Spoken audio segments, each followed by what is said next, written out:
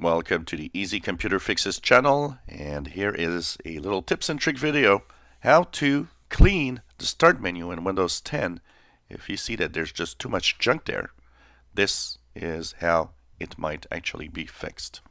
So basically you can remove some of these apps from your start menu if you wish not to have them.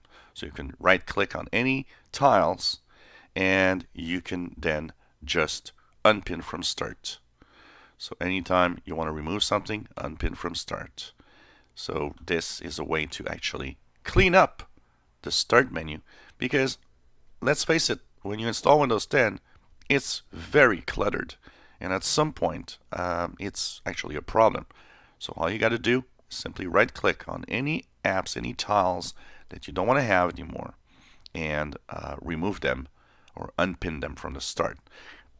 It doesn't remove the app, by the way. It just removes the tile from this start menu. If you look in your list of apps, it's still there. So don't worry about that.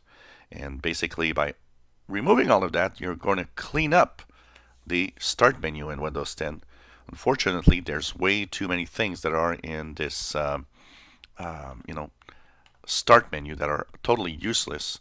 It's kind of a way for the different apps to, or Microsoft to try to push different apps that it wants you to use. But the problem is it's really messing up your start menu, and so this is easy to do. And if you ever do a little mistake, you say, "Oh, that's not what I wanted to do," you can go back in the list of apps and say, "Oh, I want this calendar." You can then pin it to the start menu if you want. Now it's already pinned, but if you take something that's not pinned, you right click and you pin to start. It's going to show up in your start menu. If you enjoy my videos, please subscribe, give us a thumbs up. Thank you for watching.